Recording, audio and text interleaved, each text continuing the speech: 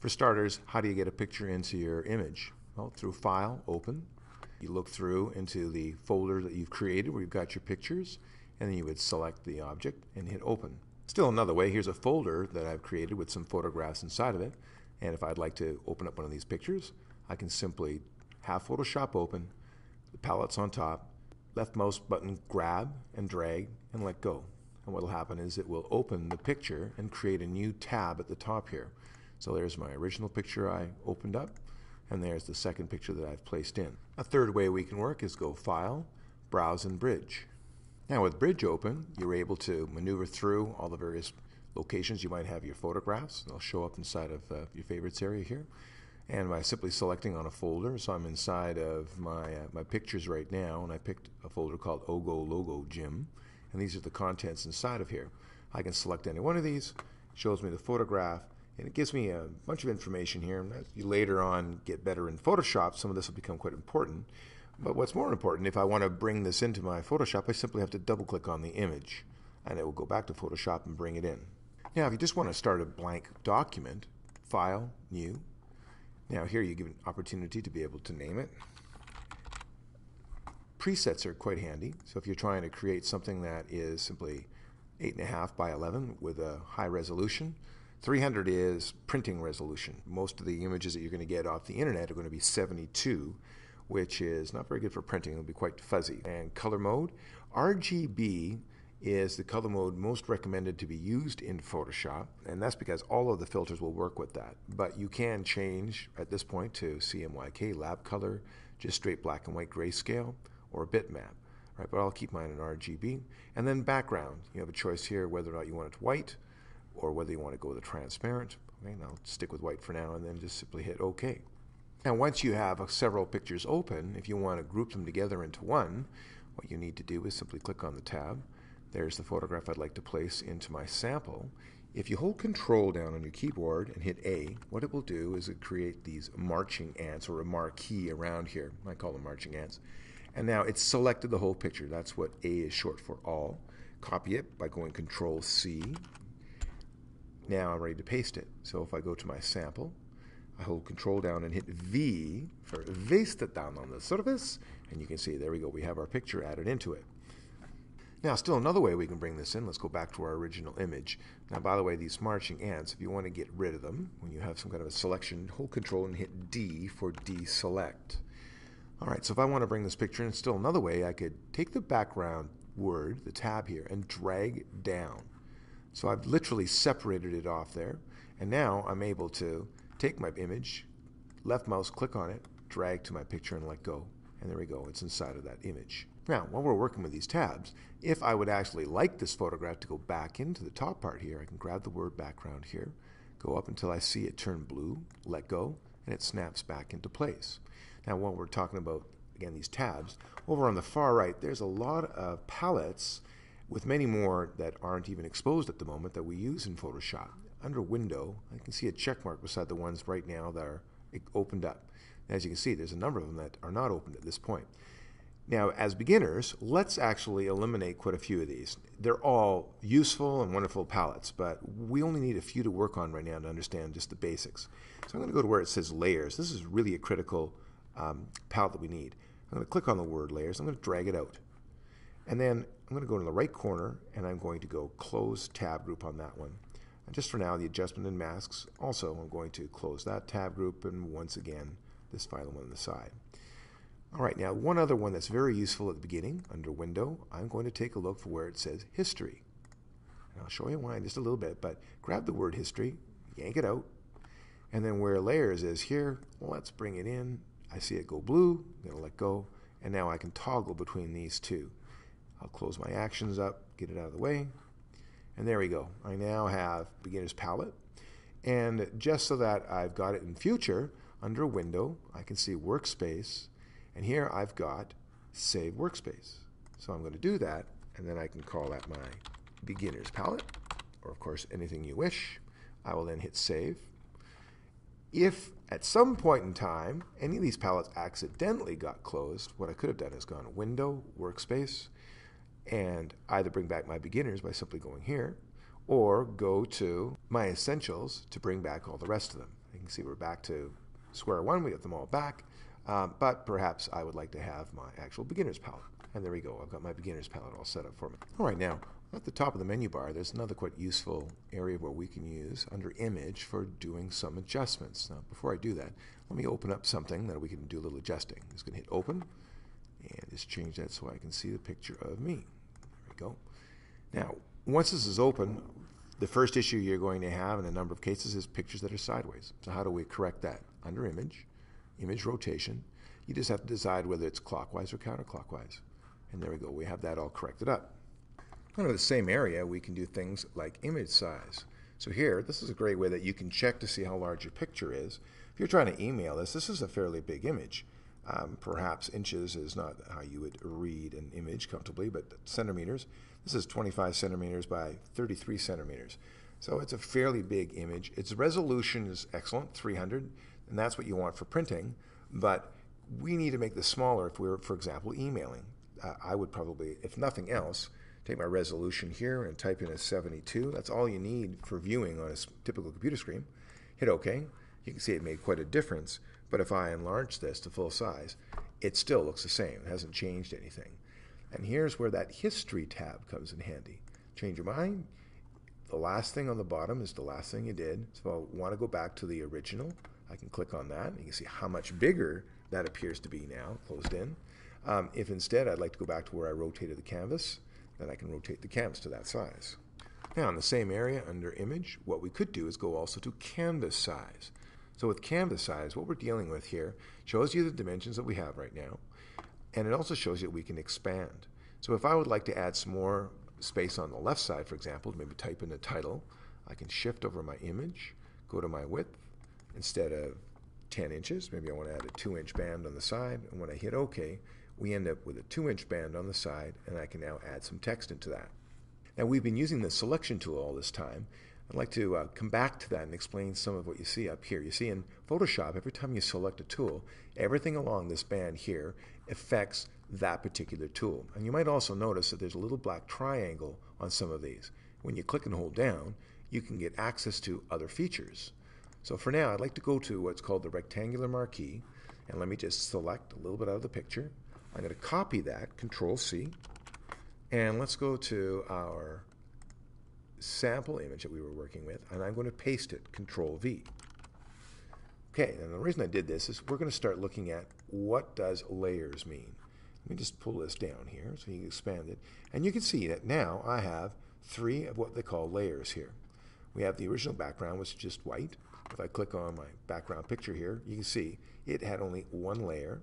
And in fact, if I paste, still had in memory that thumb right there. You can see it forms right away another layer. Checkers around here is transparent, so there's nothing there. As you can see through it, see the background. So I'm able to move with the selection tool that one object. Let's take a look at the stuff at the top here with the selection. I've got right now auto select checked.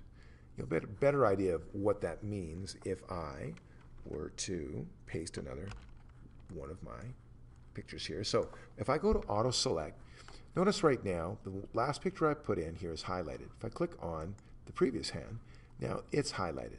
With that unchecked, I have to manually select each of these layers to be able to move it. Okay, working in layers is like working with a sandwich. That's why I designed this here. A whole series. We got the top on the pickles, the tomato. Oh, it says layer 1 here. How do we change just the name of a layer? Just to keep ourselves organized. If you double click inside of the area where the text is, you can write what it is. So there's a cheese layer here. Now, I'm telling you there's cheese there, but you can't even see it because we got the bun in the way. If you want to move this, I can select that layer. I'm now able to move it. Once again, with auto select checked, I'm able to then grab just the cheese if I want by clicking on the word cheese, and it automatically went down there. Without that selected, I would manually have to grab the layer. Now, in addition to that, I can move layers around. So if I take a look right now, the top bun is kind of in the way. And in fact, why don't we do this? See the little eye right there? I'm just going to click on that. You can hide layers temporarily. It's still there, haven't destroyed it. I can see the image right there. But I am able to now access the other ones. So if I'd like to take the tomato and move it, the pickles and move it, I'm able to do so. Now, if I want the pickles underneath the tomato, it's as easy as this. There's the pickle layer, click, drag, and down we go. How about with this tomato? Opacity. I want to make that a little more transparent. You see it's turned into a ghost. All right. There's a little button up in here. If I click on that, we could do things like duplicate a layer. We can delete layers this way. But this is kind of useful too. Under panel options, you might notice that in your Photoshop version, your pictures are much smaller. I'm actually on the medium setting right now. You probably by default are on this one. You can see the difference in the image. So for those of you that would like to be able to see this a little bit easier, if you simply click on here, go to your panel options, you can then maybe perhaps even use the larger one. I'm getting that way with my eyesight. I'm going to need perhaps some larger images to be able to see that. How about deleting layers? Well, it's this easy. Either I can drag it straight to the trash can, right? Or I can just hit delete on the keyboard. And that's the easiest way to do it. I could have, hopefully remember this, we could go to delete layer up there too. It's more steps. I'm lazy. I just picked a nice easy way of deleting it. Now what I'm going to do, I'm going to make this a little smaller. All right. How do we make objects a little bit smaller? Here's another shortcut. Holding Control, hitting T on my keyboard, I now have the transform tools. And if I go to the corner, I can now free transform this around. If I want to keep this in proportion, I'm just going to undo what I just finished doing. Control Z is undo. I'm going to hold Shift while I drag. And when I do that, you can see it stays proportionate. Once I've got it in the size that I would like, I can now hit Enter on my keyboard, and it'll keep that size. What I'm going to do now is just quickly make a few more duplicates of this. All right. Now, how did I manage to make that many that quick? Well, all I did is I held Alt down and I dragged. And as soon as you hold Alt and drag, it creates a duplicate layer for you. So here we have a whole bunch of hands that we've created. And let's say we want to do some lining up with these hands. Okay. In fact, let me just get rid of that last layer. So I've got 4 of these that I've worked on, and I want to start getting them to line up a little bit neater on here. How can I go about doing that? Well, what you can do is you can select the layers that you want to affect. It's this layer, and I'm just going to hold Control to select the other one. And now I have the option of being able to use some of these buttons. So if I would like them to line up at the top, I can click that. You can see this one just realigned itself. Now if I would like the bottom one to match the side of this one, what I can do is simply select the bottom image. I can take a look. I also want to affect this one. And once again, go over to the side. And there we go. We've now adjusted the side there. So you can use these features of the buttons to help align layers together. All right, back to our toolbar right now, and let's show you another tool here. So here we have the cropping tool. Let's just say that, as an example, I created this white background for you. And let's just say that I've got an image and I want to change its size or select just a particular part of it and make that the image. So all I would do is I would go to the corner, drag down. I can readjust this if I want to, just by dragging the end corners. And then when I'm happy, I just hit Enter on my keyboard, and I've created my new image. If you want to fill the screen quickly with the image you've got right now, if I hold Control and hit 0, that's 100%. So it's gone to 100% size. Now let's take a look at the second tool here called the marquee. Once again, anytime you select a tool, everything that affects it is up here. All right, now these are really important, understanding them, because they're the critical way of being able to select and cut out objects in Photoshop. So right now we are on what they call new selection. Basically, when I select something, if I change my mind and select another area, the first marquee disappeared. All right, so it allows me to select only once anytime I do that. If I go to the next one, this is add to selection. So I can keep dragging and select maybe a more interesting area. The next one is take away. So if I decide I don't want that, or for whatever weird reason I don't want the knuckle right there, right, it'll take that away. Just to show you that it's doing that, I've got my marquee, my marching ant set up. It's on the hand right there. I can see the layer that I'm on. I'm going to copy that, Control C. I'm going to paste, Control V. A new layer. Let's hide the other ones. So there we go. You can see that I now have the hole missing inside of it, and I've created this edge. I'll just delete that layer. Let's bring back this so we can keep going. Back to the rectangle marquee. So we've got this kind of figured out. Didn't show you this last one. Let's see what that'll do. All right, so let me just create really quickly a couple of shapes. Great. Now, what this is intersection. So if I decide that I would like to have this area right here, I don't know, that far, when I let go, keep in mind all the marquee around the outside and watch what happens to it. Right, so what it does is it intersects the selection that you created. So every time I get rid of my marquees, I'm holding Control and hitting D for deselect. Now let's take a look at feathering. All right, so I've got Add to Selection, no feathering right at the moment. Let me select a part, copy and paste it. Let's have a quick look. So nice and clean edges, straight corners. Easy enough. Go back to this layer. Why don't we add a 10 for feathering here? All right, same rough area. Do you notice something's changed? Rounded corners here. Let's copy it, paste it. And you can see now, there's the difference here with feathering. We now have a nice soft edge. Now that feature feathering appears in a number of places. Right? This is the different kinds of lassos that are available, and feathering is an option. And you'll see a few other places that it'll appear too. So that's how you can control softening the edge. The bigger the number, the greater the softening. Okay, get rid of these two layers for a moment. Now, bring back this one layer. By the way, just a really quick note here, if I had a number of layers here, if I hold down Alt and click on one eye, what it'll do is it'll hide all the other layers so that I can continue working on the one. So that's what I'm kind of doing in the background. If I want to bring back my layers, I can hold Alt, click on the eye again. Okay, so let's just hide the rest of them so we can see what we're doing here. And the rectangle marquee has underneath it another choice, an elliptic marquee. Elliptic marquee allows me to do circles or ovals. And so I can see, there we go. Now this is with no feathering. If I added the feathering, it would have a soft edge. Now how do I go about making a perfect circle? If I hold Shift and drag, that allows me to create a perfect circle or a perfect square if I'm using the rectangle marquee. Holding Shift, perfect square. Okay, so that's how that goes about. Let's go with the lasso tool now, and let's get a different image. All right, so for this lesson, what I'm going to show you to do here is we're going to take this wing that I've created, and we're going to add it to a volunteer. Yes, me. I know, silly. But anyway, that's fine. So we're going to take a look at how we can cut out myself and this tiger eye and use a few different techniques for doing that, because that really is what a lot of people like doing with Photoshop. So let's start off with myself here.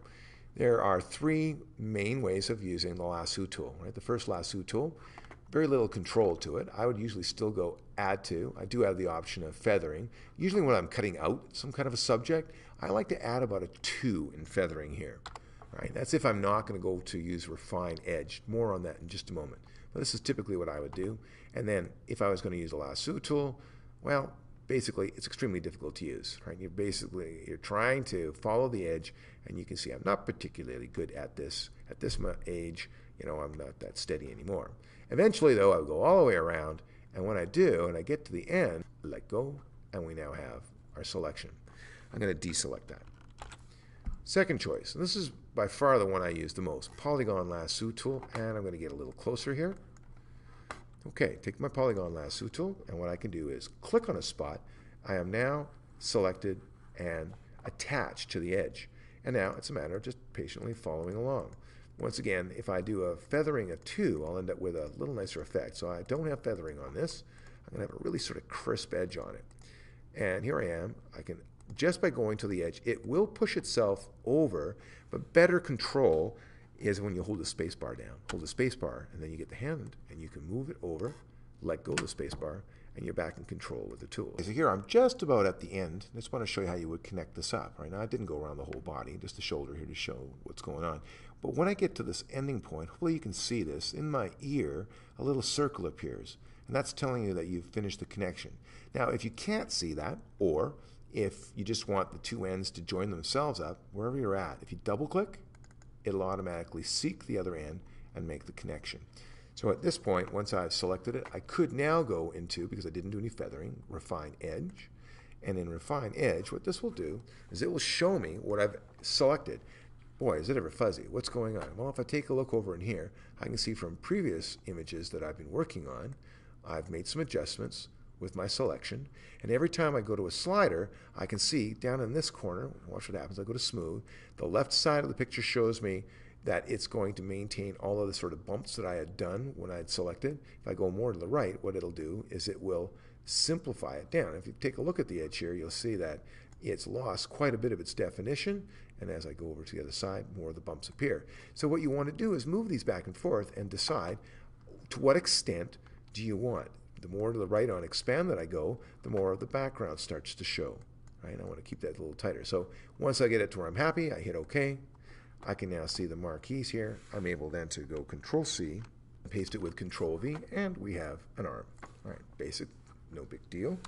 Okay, let's take a look at one more way of doing this. So underneath, we still have the magnetic lasso tool. Now with the magnetic lasso tool, I'd still go Add To, just in case we make some mistakes. So if I click on the edge of the shirt right here and just start dragging, and I'll go quite quickly here, and you can see it's staying with the arm. All right. When it hits an area where the tone, there we go, I lost my fingertip, the tone is so similar to the subject that you're trying to trace, it does get confused. So it has a limited place that it can be used. It has to be quite a defined edge. But even so, let me show you one last thing.